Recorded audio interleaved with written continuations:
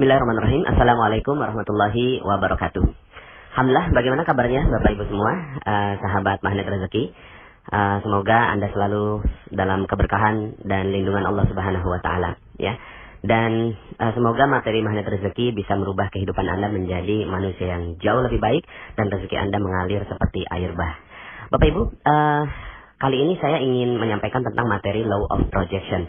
Sebenarnya materi ini sudah saya sampaikan dalam beberapa tulisan, ya, dan juga tersebar dalam beberapa audio. Tapi nampaknya perlu saya fokuskan pada satu audio tersendiri agar Anda memahami konsep dasar dari Magnet Rezeki, ya. Karena konsep dasar dari Magnet Rezeki ini adalah Law of Projection, ya. Nah, Bapak Ibu, mari kita bahas. Bayangkan sebuah proyektor, ya. Jadi sekarang ini kan mudah ya menemukan proyektor di setiap kelas kita. Sekarang ini ada proyektor. Proyektor ini dia memproyeksikan sebuah energi cahaya yang diproyeksikan terus-menerus sehingga akhirnya muncul di layar. Di layarnya muncul gambar A misalnya, begitu ya. Muncul gambar A. Kenapa muncul dari gambar A? Ya, proyektor itu tidak berdiri sendiri, layar itu tidak berdiri sendiri, tapi ada laptop, Bapak Ibu. Laptopnya ini ya yang merupakan sumber dari terciptanya gambar yang ada di layar. Nah, laptop ini juga menggambarkan huruf A misalnya, begitu ya. Nah, Bapak Ibu, inilah hubungan antara proyektor, laptop, dan layar. Ya, jadi ada laptop yang menciptakan sebuah realita atau sebuah gambar, lalu kemudian proyektor memproyeksikan ya dengan cahaya, lalu kemudian akhirnya menjadi di layar tercipta sebuah gambar yang persis sama dengan apa yang ada di laptop, ya. Nah, ketika misalnya gambarnya dirubah ya apa yang ada di laptop, misalnya ditekan spasi gitu ya. Kalau dalam PowerPoint kan tinggal dipencet spasi maka berubah. Nah, berubah menjadi gambar B misalnya gitu ya. Di laptop gambarnya B. Maka sepersekian detik ya muncul juga di layar gambar yang sama, yaitu gambar B. Nah, ini namanya Law of Projection. Bapak Ibu, dalam kehidupan kita terjadi juga hal yang demikian. Law of Projection itu berlaku di dalam diri kita. Ini yang menjadi rahasia sehingga akhirnya banyak orang tidak memahami ini, sehingga akhirnya hidupnya tidak mudah untuk dikendalikan. Ya, oke, kita lihat bahwa proyektor kita bawa kemana-mana, Bapak Ibu. Ya, nggak perlu dicolok, dia selalu menyala, Bapak Ibu. Ya, sadar nggak sadar, suka nggak suka, tidur berbaring dan seterusnya, dia tetap memproyeksikan. Proyektor itu namanya otak, Bapak Ibu. Otak kita yang ada di atas itu adalah proyektor. Tapi dia tidak berdiri sendiri, Bapak Ibu. Otak kita ini dikendalikan oleh yang namanya laptop. Laptop di dalam tubuh kita, di dalam diri kita, itu namanya pikiran, perasaan, dan spiritual. Ya, ini satu paket, Bapak Ibu. Ya, nanti saya akan jelaskan tentang hal ini. Tapi coba kita fokus pada pikiran dulu. Nah, laptopnya adalah pikiran kita. Ya, pikiran kita mengirimkan sinyal-sinyal ke otak kita memproyeksikan sehingga akhirnya menjadi layar kita. Nah, layar inilah yang namanya nasib kehidupan kita, ya. Jadi layar inilah nasib dari kehidupan kita, ya. Nah, Bapak Ibu perhatikan ini. Ketika apa yang ada di dalam pikiran kita, maka itulah yang akan menjadi realita di dalam nasib kita. Ini sudah menjadi hukum Law of Projection. Hukum dari proyeksi. Laptop kita gambarnya A, maka layar juga A. Sama dengan hidup kita, Bapak Ibu. Pikiran kita A, maka nasib kehidupan kita adalah A. Pikiran kita B, maka nasib kehidupan kita B. Ya, maka dengan memahami konsep Law of Projection ini, Anda bisa mengendalikan kehidupan Anda, Bapak Ibu. Andalah yang mengendalikan kehidupan Anda. Andalah yang mengendalikan bagaimana rasa kehidupan Anda. Andalah yang mengendalikan bagaimana nuansa kehidupan Anda. Andalah yang mengendalikan nasib kehidupan Anda. Di dalam Al-Quran, hal ini disebutkan di dalam surat Ar-Ra'd. A'udzubillahi minasyaitonir rajim. Innallaha la yughayyiru ma biqaumin hatta yughayyiru ma bi anfusihim. Sesungguhnya Allah tidak merubah nasib. Nasibnya di sini layar, Bapak Ibu. Sesungguhnya Allah tidak merubah layar nasib satu kaum, ya, atau kehidupan satu kaum, nasib satu kaum, ma biqaumin hatta sehingga yughayyiru ma bi anfusihim. Sehingga dia merubah apa yang ada adalah bi anfusihim, jiwanya. Jiwa ini nggak kelihatan Bapak Ibu. Nah, jiwa inilah pikiran, perasaan dan spiritual. Nah, ketika laptopnya berubah, pikirannya berubah, jiwanya berubah, maka nasibnya berubah. Ini sudah menjadi hukum yang Allah tetapkan di dalam Al-Quran, ya. Nanti saya akan jelaskan perbedaan antara nasib dengan takdir, Bapak Ibu, ya. Nah, saya mau bicara tentang nasib dulu. Maka Bapak Ibu, ya, apa yang ada dalam pikiran kita, itulah yang mengendalikan seluruh kehidupan kita. Ya, makanya jangan heran kalau seandainya saya katakan bahwa saya kok berani sekali gitu ya mengatakan bahwa Anda memahami materi magnet rezeki maka hutang Anda lunas, ya. Kenapa kok begitu? Ya karena ya di dalam pikiran kita utang. Lalu kemudian dia diproyeksikan oleh otak kita, utang, sehingga akhirnya apa yang terjadi? Yang terjadi adalah di dalam nasib kita terus-menerus berhutang. Itu yang terjadi, gitu ya. Itu yang terjadi. Siapa yang menciptakan dan mengkreasikan utang itu? Kita sendiri yang mengkreasikan itu. Sehingga akhirnya orang yang terus berpikiran utang seperti ini, yakin Bapak Ibu, hakul yakin, sampai meninggal dunia, dia utangnya nggak akan pernah lunas Bapak Ibu. Ya. Kenapa? Karena diproyeksikan di dalam pikiran kita, diciptakan di dalam pikirannya, lalu diproyeksikan oleh otaknya, sehingga akhirnya menjadi nasibnya. Maka pikiran kita ini nggak bisa dilawan. Yang bisa kita lakukan adalah men-switch atau merubah, ya, merubah dari energi yang tidak positif menjadi energi yang positif, dari energi yang kesannya rendah, ya, menjadi energi yang tinggi, ya. Maka apa padanan kata dari utang? Utang ini rendah sekali, hina, tidak mampu, sepertinya tidak bisa berbuat apa-apa. Maka switch Bapak Ibu. Apa yang ada dalam pikiran kita switch menjadi amanah gitu ya.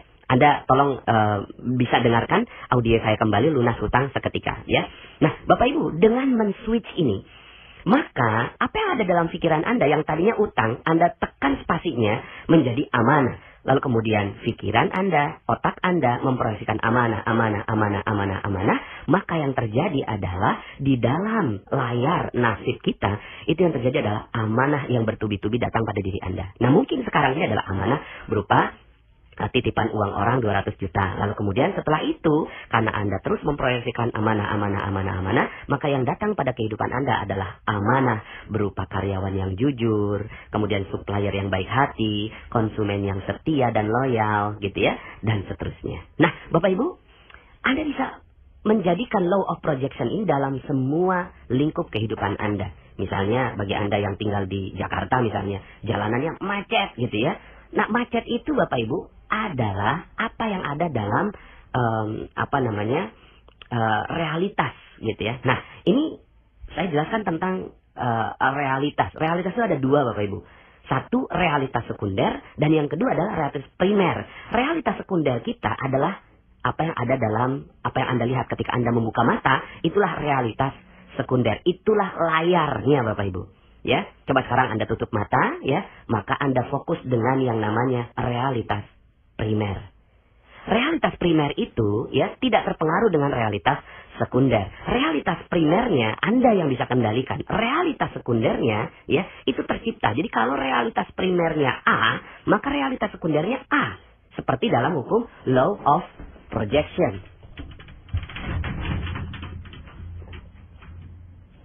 Seperti yang dalam hukum law of projection, ketika di laptop A, maka di nasib Anda adalah A. Di realitas primer Anda macet, maka realitas sekunder Anda macet. Sehingga akhirnya hidup Anda jadinya macet. Dan saat itu, kita sedang berdoa Bapak Ibu. Ya Allah, macetkan hidupku, macetkan rezekiku, macetkan kebahagiaanku, macetkan keharmonisanku. Sehingga akhirnya yang terjadi Bapak Ibu, betul-betul macet. Semuanya, proyeknya macet. Ya, proyeknya macet, rezekinya macet, semuanya macet. Lalu apa yang harus kita lakukan? Ya switch Bapak Ibu, pencet ya spasinya, tombol spasinya dipencet dengan penuh. Ya, ketika realitas primer kita menyebut penuh, ya Maka sebenarnya kita lagi memproyeksikan, ya Allah, penuhkan hidupku, penuhkan rezekiku, penuhkan kebahagiaanku, penuhkan keharmonisanku, dan seterusnya. Sehingga yang terjadi di dalam realitas sekundernya terjadi adalah penuh, Bapak Ibu. Sehingga akhirnya semua kehidupan Anda penuh dengan kebahagiaan, ya. Maka dengan konsep ini, ya, Anda bisa kendalikan seluruh kehidupan Anda. Apapun realitas sekundernya, apapun realita, ya katanya realita, tapi kalau saya menyebutnya itu realitas sekunder. Apapun realitanya, ya, apapun faktanya, Anda bisa merespon dengan tepat, Bapak Ibu. Ya, faktanya Anda punya utang, faktanya Anda, ya, melewati jalanan yang macet, faktanya, ya, Anda mungkin akan didatangi oleh polisi, pengacara, orang yang menagih Anda, debt collector. Faktanya bisa jadi Anda adalah seorang istri yang suaminya penuh dengan kedengkian, kebencian, memukul Anda, KDRT, dan seterusnya. Faktanya bisa jadi anak Anda kena narkoba. Faktanya bisa jadi Anda dilahirkan dari seorang, nauzubillah, perzinahan, begitu ya. Faktanya bisa jadi Anda melihat ada korupsi di Indonesia. Faktanya bisa jadi ada pembunuhan, pencurian, kemaksiatan, dan seterusnya. Faktanya bisa jadi macam-macam, Bapak Ibu. Faktanya bisa terjadi apapun, gitu ya. Faktanya bisa terjadi apapun dalam realitas sekunder Anda. Tetapi di dalam realitas primer Anda yang ada hanya boleh kebahagiaan, keharmonisan, kecintaan, ya, dan energi-energi yang positif. Kalaulah sudah ada realitas sekunder, ya, realitas primer yang demikian di dalam pikiran Anda, maka yang terjadi adalah hidup Anda sudah bahagia, Bapak Ibu. So what, gitu loh.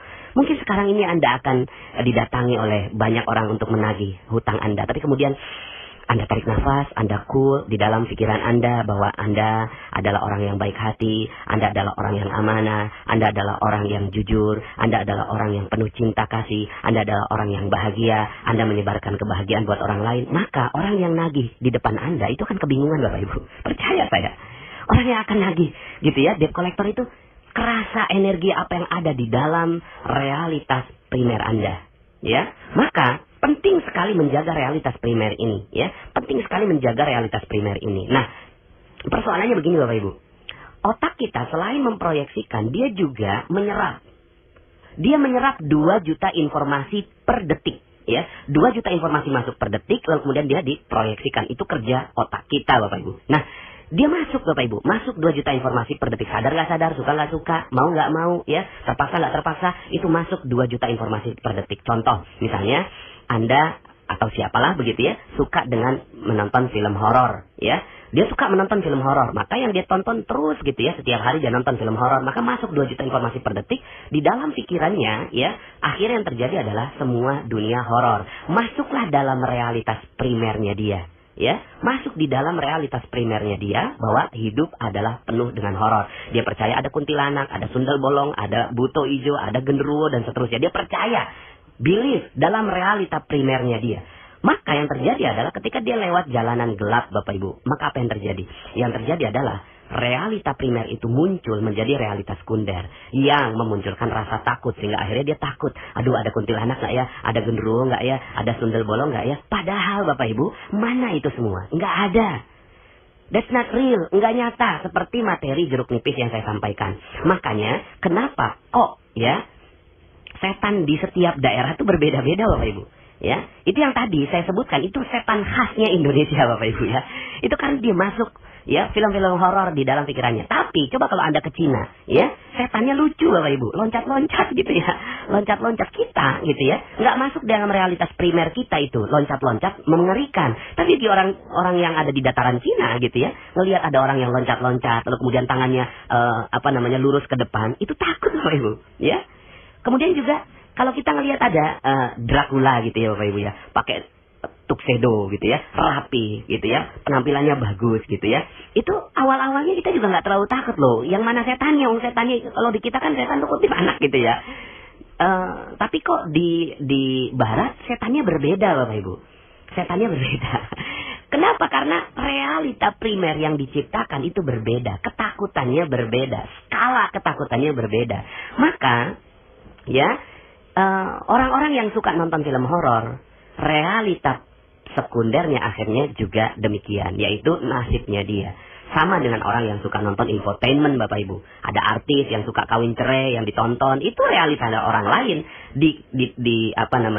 capture pakai framing media gitu kan. Framing media lalu kemudian masuk dalam pikiran kita, masuk dalam primary reality kita, ya. Lalu kemudian akhirnya nasibnya kita, bawaannya ketika ada konflik sama suami, pengennya cerai aja. Kenapa? Karena ngerujuk ke infotainment yang episode 42 begitu ya. Nah, Bapak Ibu yang dirahmati Allah Subhanahu wa taala, akhirnya yang perlu kita perhatikan adalah supply informasi yang masuk dalam diri kita, Bapak Ibu, ya. Seperti misalnya kalau Anda nonton berita itu ada adagium, ya, yang menyebutkan bahwa bad news is a good news. Berita yang tidak baik itu pantas untuk diberitakan. Contoh, wali kota digigit anjing itu bukan berita. Tapi wali kota menggigit anjing ini baru berita. Akhirnya itu yang di-framing sama media, di-capture sama media, lalu kemudian akhirnya setiap orang yang menonton televisi jadi aneh. Kenapa? Karena ya kejadian selevel wali kota menggigit anjing itulah yang ditonton terus-menerus. Makanya waktu itu pernah ada Bapak Ibu, teman saya yang WA saya, Pak Nas, saya mau ke Depok tapi kok saya takut ya. Kenapa takut? Karena di Depok banjir. Loh, banjir? Kalau di Depok banjir, bagaimana Jakarta? Ternyata ya ada satu jalanan yang tergenang, itu yang di-capture sama jurnalis, dan kemudian itu yang masuk dalam realitas primer teman saya. Sehingga akhirnya dia nggak jadi ke Depok karena takut ada banjir. Padahal sayanya sendiri yang berada di Depok nggak lihat ada banjir. Nah, Bapak Ibu, inilah dia ya law of projection. Sehingga akhirnya yang terjadi pada diri kita adalah ya hukum law of projection ini berlaku setiap hari, Bapak Ibu. Ketika Anda mensuplai berita-berita yang nggak bagus, ya hal-hal yang nggak bagus dalam pikiran Anda, hati-hati. Itu akan masuk menjadi primary reality Anda atau realitas primer Anda dan akhirnya menjadi nasib Anda. Nah sekarang ini Bapak Ibu, yang perlu Anda kendalikan adalah bagaimana realitas primer Anda adalah bagus, luar biasa, sehat, bahagia, senang, harmonis. Apapun fakta yang di luar yang terjadi, itu udah nggak penting Bapak Ibu. Sudah tidak penting. Yang penting adalah bagaimana pikiran Anda selalu memandang yang positif. Perasaan Anda positif. Spiritual Anda positif. Ketika itu yang terjadi, maka rezeki Anda akan mengalir dengan deras. Sederhana sekali Bapak Ibu. Ya, seperti yang saya sampaikan dalam materi sebelumnya bahwa rezeki itu adalah energi baik. Ya, ketika dalam tubuh kita seluruhnya energinya baik, maka rezeki akan datang otomatis. Rezeki akan datang pada diri kita, ya. Rezeki akan datang pada diri kita ketika energi kita adalah energi yang baik. Tapi ketika energi kita bercampur dengan energi yang tidak baik, rezeki nggak akan datang pada diri kita. Maka sederhana sekali, rubahlah apa yang ada dalam pikiran kita, perasaan kita, spiritual kita, maka nasib kita pun akan berubah. Nah, terakhir, penjelasan tentang takdir dan nasib. Banyak orang yang bilang begini, Pak Nas, kan Allah udah takdirkan, rezeki udah ditakdirkan, jodoh udah ditakdirkan, yang lain udah ditakdirkan. Iya, itu mah ilmunya Allah, ya. Saya ingin membatasi ini, ya. Saya tidak akan menjelaskan panjang lebar tentang hal ini. Kenapa? Karena itu udah merupakan sifat Allah yang kita pelajari, bahwa Allah memahami seluruh takdir-takdir kita, bahkan takdir kita sudah ditetapkan di dalam Lauhul Mahfuz, ya. Sudah ditetapkan di dalam Lauhul Mahfuz, ya. Sudah ditetapkan itu semua di dalam Lauhul Mahfuz, bahwa Allah Maha mengetahui segalanya. Pertanyaannya, apakah kita udah tahu rezeki kita? Apakah kita udah tahu nasib kita? Apakah kita udah tahu jodoh kita? Tidak. Makanya kata Allah, itu kan la yus'alu amma yaf'al wa hum yus'alun. Kamu tidak akan ditanya tentang la yus'alu amma yaf'al. Allah tidak akan ditanya tentang apa yang dia perbuat. Wa hum yus'alun. Tapi kamu akan ditanya, kenapa kok nasib kamu miskin? Kenapa kok nasib kamu ya penuh hutang? Kenapa kok nasib kamu ya tidak bahagia? Kenapa kok nasib kamu ya rendah? Kenapa kok nasib kamu hina? Itu yang akan ditanya oleh Allah Subhanahu wa taala. Ya, jadi takdir berbeda dengan nasib. Nasib kita bisa kendalikan Bapak Ibu, karena itu Allah yang memberikan kemampuan law of projection untuk kita. Jadi, merubah nasib Anda sederhana Bapak Ibu. Rubahlah apa yang ada dalam pikiran Anda, semudah merubah laptop. Rubahlah apa yang ada dalam pikiran Anda. Pokoknya semua pikiran Anda yang positif, bagus, semuanya hebat, luar biasa. Anda adalah orang yang hebat, Anda adalah orang yang luar biasa, Anda adalah orang yang penuh amanah, penuh rezeki dari Allah, Anda adalah orang yang mulia, Anda adalah orang yang bahagia, maka itulah nasib yang akan terjadi pada kehidupan Anda. Oke? Semoga ini bisa membuat hidup Anda menjadi jauh lebih indah lagi, ya. Saya Nasrullah, sampai jumpa dalam audio-audio berikutnya. Assalamualaikum warahmatullahi wabarakatuh.